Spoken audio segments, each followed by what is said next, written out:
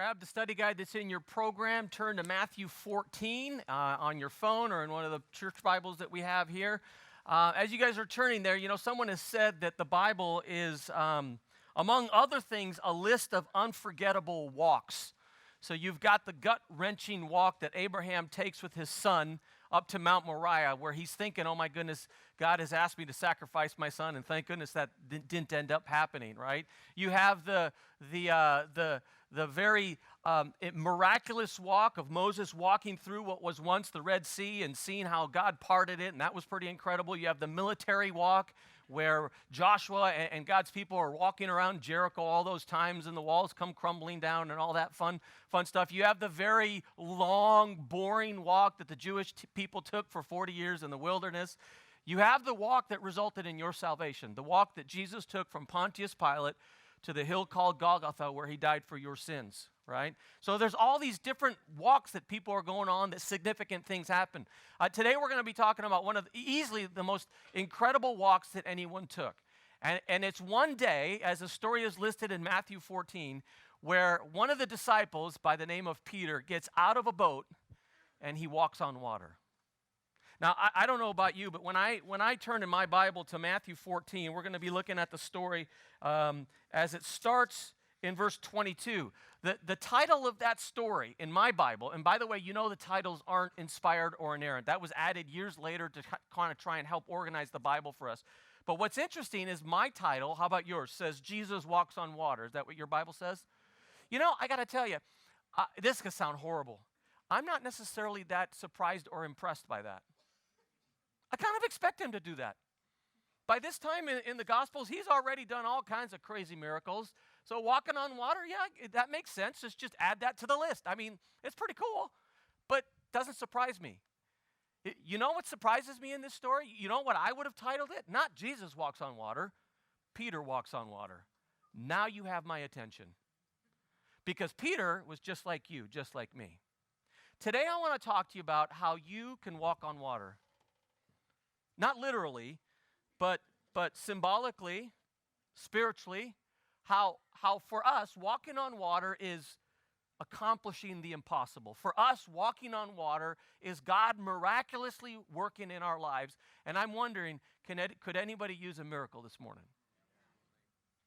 Maybe in your family? One of your kids? Maybe your marriage is not doing that well. You need a miracle there. Maybe it could be your finances or your job or your career. Maybe it could be your health. Maybe it could be something related to friendships and relationships. Maybe you don't need a miracle. Life's going pretty good, but someone else that you care about deeply, their life isn't going that well, and they could use a miracle. So today, for us, the idea of walking on water is going to represent God working in our lives and helping us do something that's impossible or something that is miraculous, okay? Now, I'm going to give you, as we go through this story, we're going to read it, I'm going to give you some different principles. I can't promise you you're going to get your miracle. I can't promise you you're going to walk on water. But what this story does do is I can show you how you could put yourself in the best possible position to maybe get that miracle. You interested in knowing what that is? Matthew chapter 14, I'm going to read the story. I don't have the verses for you on the screen. I want to encourage you to follow along. Verse 22, immediately Jesus made the disciples get in the boat and go ahead of him to the other side while he dismissed the crowd. Let me just stop right there. If you don't know the story already, in about 3-4 verses, they're going to end up in a storm, right? Next week, we're actually talking about another storm. You don't want to miss next week. But I want to point out they're going to end up in a storm. Verse 22, Jesus told them to get in the boat. So you combine those two principles together, and what that does is it reminds me that obedience to Jesus Christ doesn't guarantee that I will be spared a life of storms. Does that make sense? In fact, obeying Jesus, as these guys did, getting into the boat and doing what he wants me to do, in some cases will lead me into storms. I just want to be open and upfront with you because I've been in church way too long and grown up in church and listened to pastors tell me if I come to Jesus, everything gets better. Well, some things get better right here. But the reality is that sometimes obedience actually opens a can of worms. In some cases, you end up in a storm. Jesus made the disciples get in the boat, go ahead of them to the other side while he dismissed the crowd. After he had dismissed them, he went up to a mountainside by himself to pray. When evening came, he was there alone. But the boat was already a considerable distance from land, and by now it is buffeted by the waves because the wind was against it. Verse 25, shortly before dawn, Jesus went out to them, walking on the lake. When the disciples saw him walking on the lake, they were terrified. "It's a ghost," they said, and they cried out in fear. But Jesus immediately said to them, "Take courage, it's me, it is I, don't be afraid." "Lord, if it's you," Peter replied, "tell me to come to you on the water." "Come," Jesus said. So Peter got down out of the boat, walked on water, and came to Jesus. But when he saw the wind, he was afraid, and beginning to sink, he cried out, "Lord, save me." Immediately, Jesus reached out his hand and caught him. "You of little faith," Jesus said, "why did you doubt?" So if you're jotting down notes, here's the first thing you need to understand. If you want to walk on water, you need to be willing to wait on God. You need to be willing to wait on God. Let me remind you that most of the disciples are seasoned fishermen. And this is their home court lake, right? It's the Lake of Galilee. It's what this story is based upon, right? All these stories happening in or by that water. They had experienced storms on this lake, but for some reason, this one is getting the best of them. And they're in trouble, right? The wind and the waves are crashing up against their boat. You ever been there in life? When the wind and the waves are crashing up against your life? That's where they were at, right? And one of the interesting details, now, my new NIV, the Bible I have right here, doesn't list it. But if you have like an NASV translation, it says in verse 25, mine right now says shortly before dawn. But the literal phrase there in Greek that is also carried over into some other translations is not just sometimes before the morning. It literally says during the fourth watch. Now, why that is significant is because in those days they would separate. Remember, they're not walking around with watches or phones, smartphones to tell you what time it is. They would separate the night into 4 distinct watches. The night started at 6 p.m. from 6 to 9 p.m., first watch, right? Then you would go from 9 p.m. to midnight, second watch. Third watch, midnight to 3 a.m. Fourth watch, 3 a.m. to 6 a.m. Now, once you know that, my initial question right away is, why did you wait to the fourth watch? I mean, Jesus, you know what I'm experiencing. I'm in the boat. The waves, the wind, they're all crashing up against me. Why wait till 4 or 5 a.m. to help me out? I mean, I get it. I saw you went to pray, but how long? I mean, I'll give you 3 hours of prayer. You could have come at midnight. But you waited until 3, 4, 5 a.m. to come help me out. Why?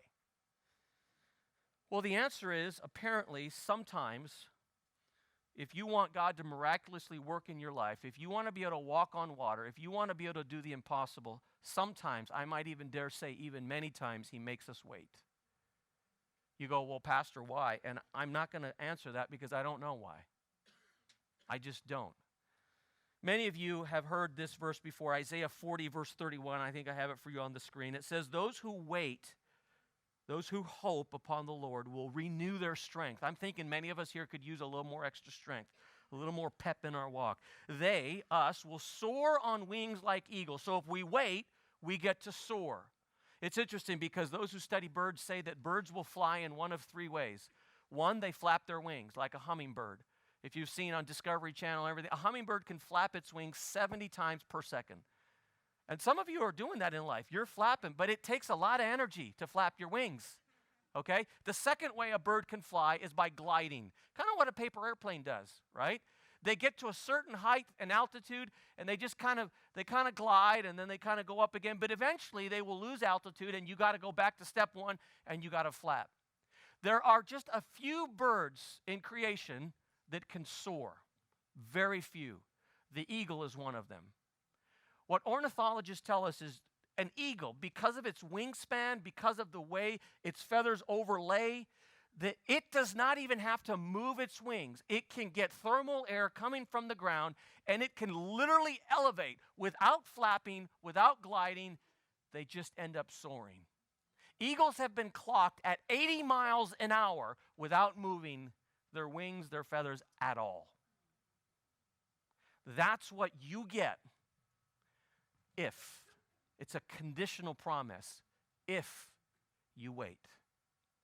If you hope on the Lord. By the way, some of us right now that are going through a waiting period, you do know sometimes the reason for the wait, it's not you, it's actually someone else. We're waiting on someone else to get going. You know, you want your marriage restored, you're all in, you want your marriage to be lifted up again. God's working on the heart of your spouse to make that happen, and until he's not going to twist their arm. And until that happens, that's part of the waiting process. You want to walk on water? First step, you have to wait on the Lord. The second step is you have to conquer your fears. It's interesting, verses 26 and 27, back to back to back, 3 times, this idea of fear and worry is mentioned. 3 times. By the way, did you know that the single command in Scripture that occurs the most, more than any other, the most frequently repeated instruction by God, you want to know what it is? Fear not. 366 times it happens in the Bible. 1 for every day of the year. Why does God have to tell us so often, stop worrying, stop being so afraid? Because he knows us. He knows that so many of us, we live in fear versus live in faith. We're overly cautious, anxious, and worried about what could, what might. So we miss out on all kinds of opportunities to do the impossible, to walk on water, to allow God to work in and through us, because literally we're afraid. Just the other day, it was on TV, and it reminded me, and I've shared this with you a little bit before. Pixar came up with this movie a couple years ago. Great little movie, Monsters, Inc. You guys remember watching that movie? And I put alongside it on the screen the motto that this factory of monsters had. We scare because we care. And in the movie, that's really cute. It was a great movie. In life, not so cute. Not so fun. Because the reality is that worry and anxiety paralyzes us, discourages us, distracts us, and prevents us from experiencing what God has for you. Well, how do you think Peter felt when he did this and climbed over the side of the boat? See, you're going to have a choice to live by faith or live by fear. It's a choice that you make. And some of us, God has one message for a number of us, I guess, here this morning. Let me put it on the screen. What Jesus says to Peter, he says to you, fear not.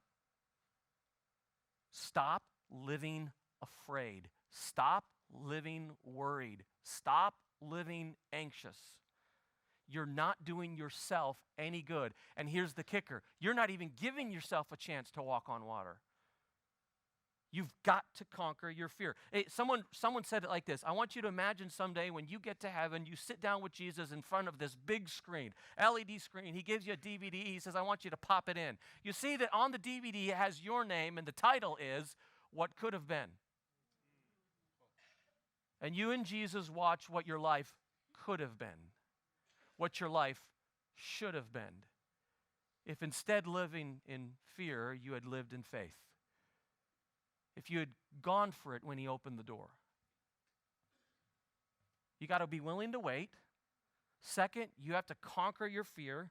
The third, and this one's a little bit tricky. I could almost spent the whole time here. You have to balance stepping out in faith and using your brain. Now notice I didn't say stepping out in faith or using your brain. It's faith and your brain. You have to, on the one hand, ask the question, what are you doing in your life right now that you could not do without the power of God? You're dependent on him. That's the faith factor. On the flip side, you also have to ask what makes sense. What is reasonable? What is the wisest thing to do? That's your brain. And you have to go back and forth like a swing or like a seesaw between reason and faith and find that sweet spot, right? And what you're going to end up having, many people in your life that are going to say, hey, go for it. God will provide. Doesn't that sound so spiritual? Right? Just go for it. But if that's all you do, if you always go for it without using your brain, I'm telling you, that's going to get you in trouble at some point. Just go for it. Right? It's like this guy who ends up at the pearly gates. Peter, before letting him in, says, I'm just curious, have you done anything really cool, really courageous? He goes, yeah, actually, there was this one time I came across a gang of bikers, and they were bothering this lady. And so I went up to the biggest, most tattooed guide, and I smacked him on his head. I kicked over his bike. I grabbed his nose ring and pulled it out. And then I said to him, if you're going to mess with me, you're going to mess with me as well. And Peter was like, that is incredible. When did that happen? The guy goes, just a couple minutes ago. It just happened. You know, going for everything in life isn't always going to work. Sometimes you got to step out in faith, right? Fight the fear. And sometimes you got to get a calculator out. Sometimes you got to do a plus and minus list and what makes most sense, right? Peter did that. When he put his legs over the side of the boat, that was faith. But did you catch what he says? Verse 28. Verse 28, he climbs over the side of the boat. He's not in the water yet. He climbs over the side of the boat, and he says to Jesus, are you sure? Are you sure I should do this? I'm not doing this unless I get confirmation from you. We all gravitate towards one or the other. Some of us are like, God is good, God is great, I'm just going for it. And some of you need to get a little confirmation. You need to maybe use your brain a little bit more. Some of you are so calculated. You got it all organized and all figured out, right? Some of you need to step over here and have a little more faith. It's faith and reason. It's faith and your brain. And I realize it's a little bit ambiguous, but you'll know it when you're there. And you know if you gravitate towards one angle or the other one. This next one, number 4, you have to lean into, you have to spend time with, you need to depend on God. If you need a miracle, it's important that you listen to what Jesus says to Peter. You have it on the screen there. In verse 29, he says to him, come to me. So, some of you need to come to Jesus. You need to get closer to him. Now, on the screen, you see what's interesting is the transition between verse 29 and verse 30. So, verse 29, okay, it says that Peter walked on water. By the way, it doesn't say he took a step. It says that he walked. I don't know if that's 8 or 10. He walked on water. But it also says in that verse that he was very focused on who he was walking to. He walked on water and kept his eyes on Jesus. I'm just imagining, but walking on water, in my mind, that's like walking on an inflatable, you know, what the kids jump on. That's what I'm just imagining. It was kind of, it wasn't like concrete.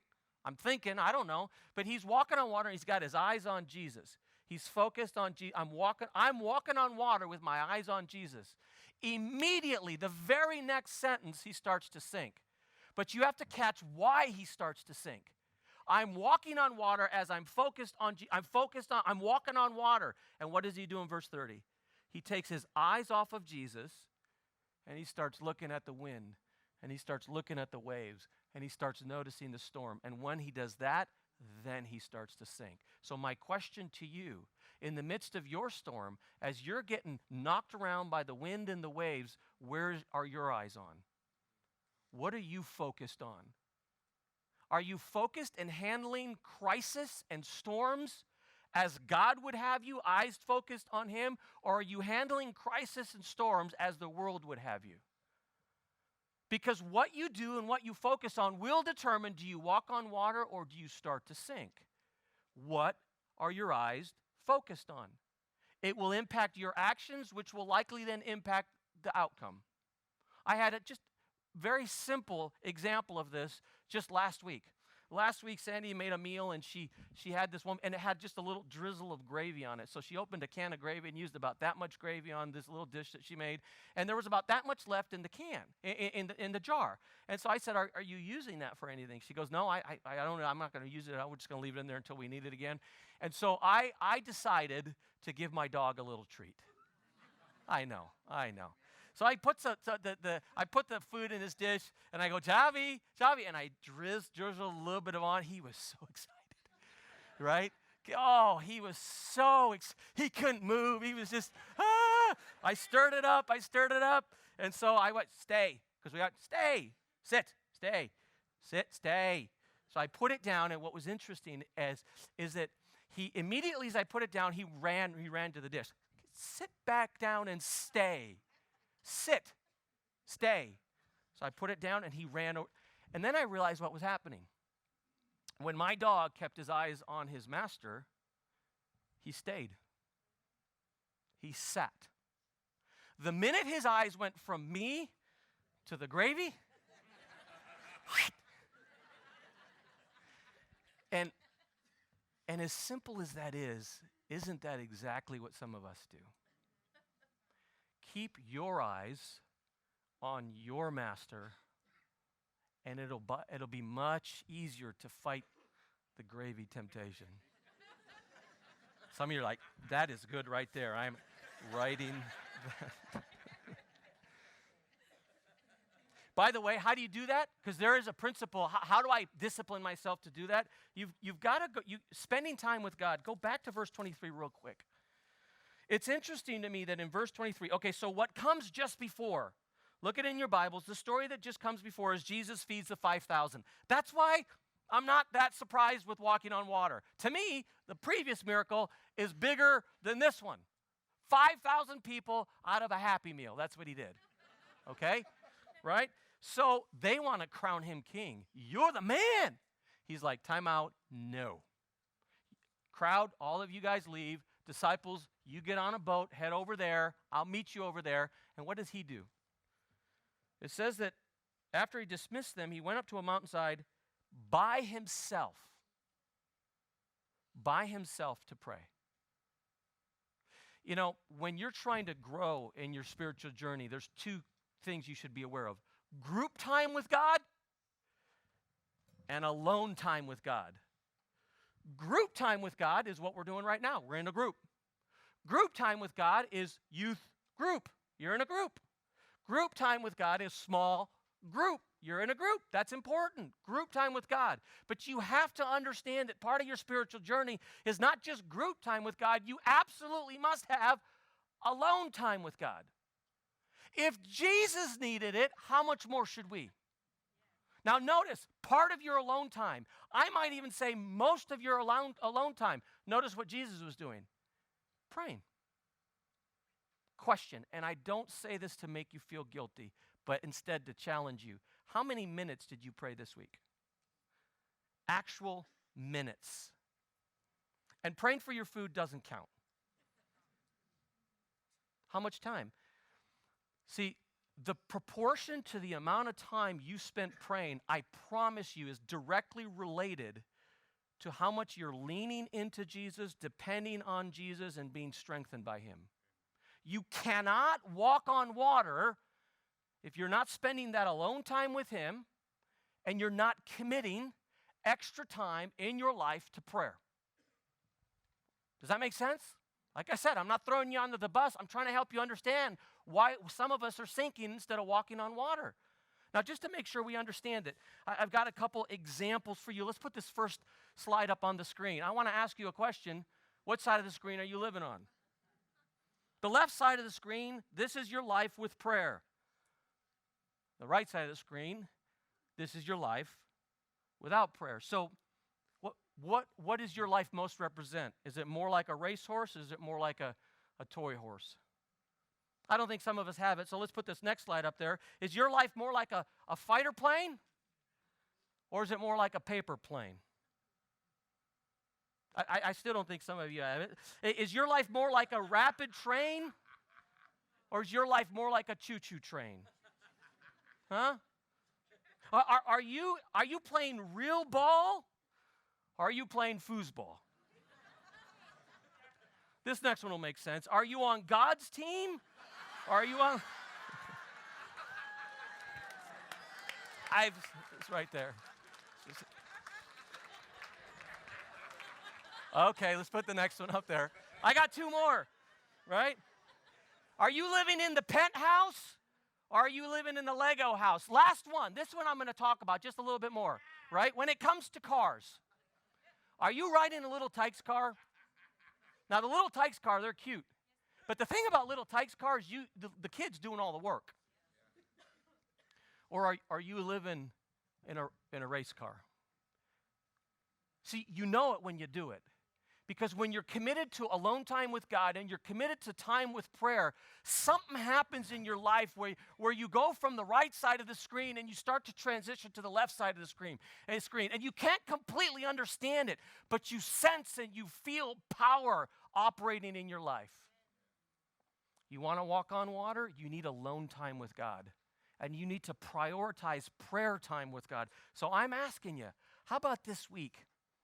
Double the amount of time. Now, some of you are saying, well, I did 30 seconds, so I'll do a minute. No, let's say, how about every one of us, a minimum of 10 minutes of prayer this week?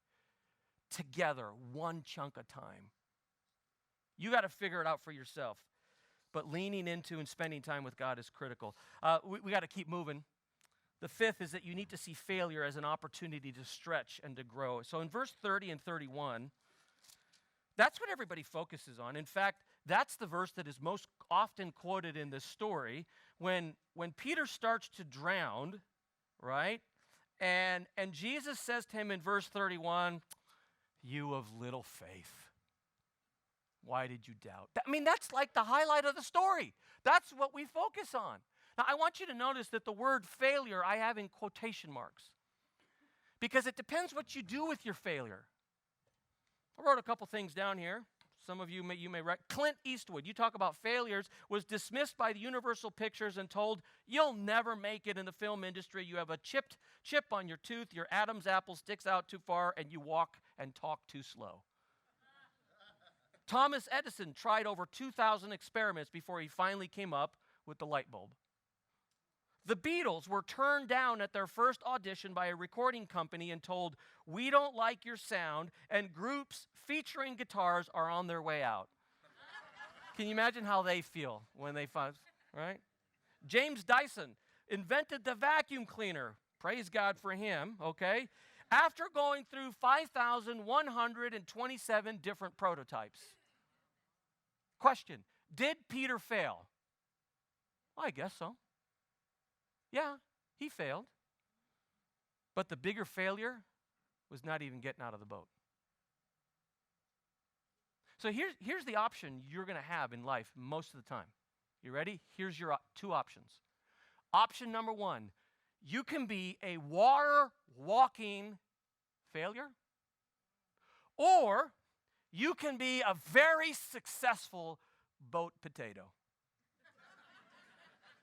That's it. Which one do you want to be? Really, think about it.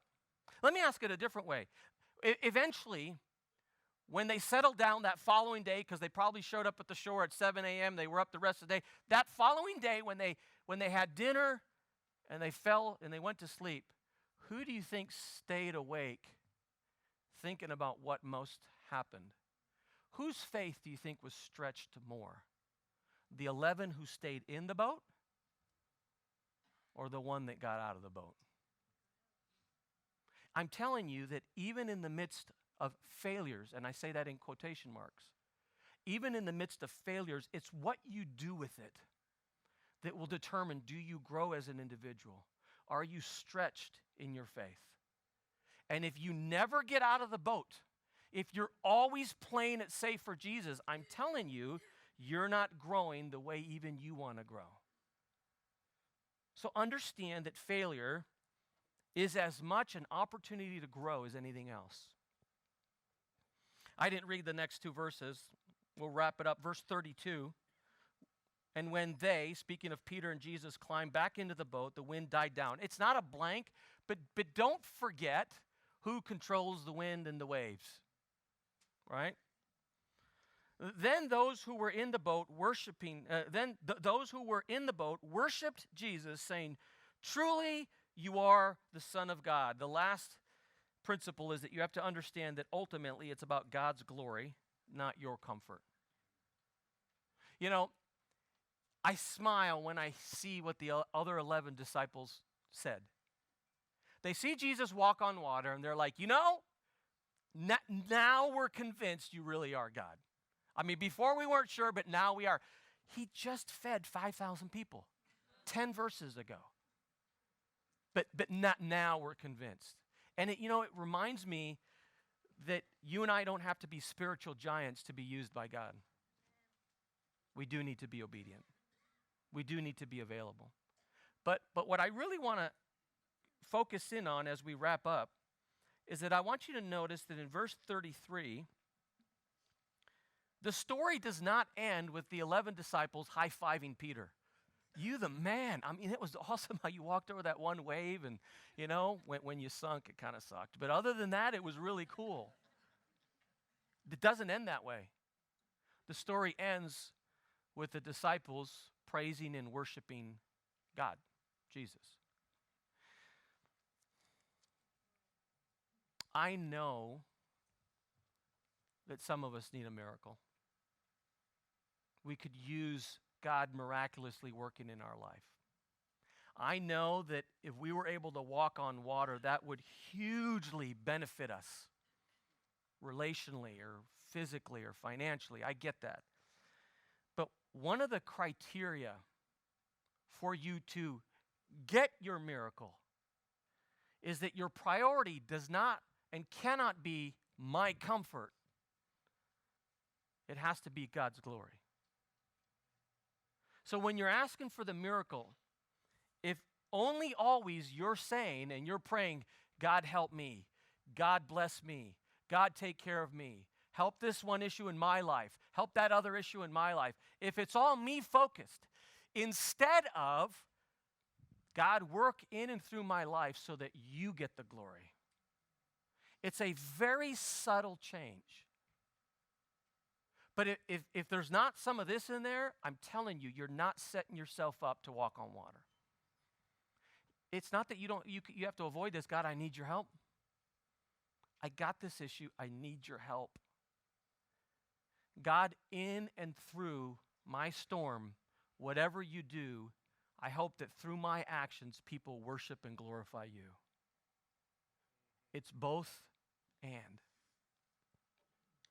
One of the things we have to understand that our value, our purpose, our importance in life is not based upon our gifts, our abilities, our accomplishments. Our value is based upon who Jesus is in our life. I read a story about a guy who was in Paris on vacation. He went into this little store in the back of some neighborhood, and he bought a pretty expensive, for him, it was expensive. He spent about $1,000 on a necklace. He gets back to New York, and he takes it to his jeweler. What kind of stones is this, and whatever. And so the jeweler says, well, let me keep it for a day or so. Let me look it over, and then I'll let you know. And so the guy comes back to the jeweler, and he says, the jeweler says to this man, I'll give you right now $25,000 cash for this necklace. He's like, I spent $1,000. He says, if you're willing to give me $25,000, I think I should keep it and take it to an expert in antique jewelry to have it appraised. So he did that. He took this necklace he bought for $1,000. His jeweler offered him $25,000, and he took it to have it appraised. The appraiser said that it was worth well over $1 million. And the guy's like, I don't understand. I paid like $900 something for it. Why? It doesn't seem that I know enough about jewelry than why? He says, here, take the magnifying glass and look right here. He says, there's an inscription. And the inscription read, from Napoleon Bonaparte to Josephine, my love. The value of the necklace were not the jewels. The value of the necklace was not the metal that was used to build the necklace. The value of the necklace was based upon the name that was on the necklace. And the same is true of you. Your value is not because of your accomplishments. Your value is not because of what you do, how smart you are. Your value is because Jesus, the creator of the world, has stamped his name over your life. That's what gives you value. And once you get that, you understand that walking on water is more about God's glory than it is my comfort. Let's stand, we'll close in prayer, and I'll let you get going.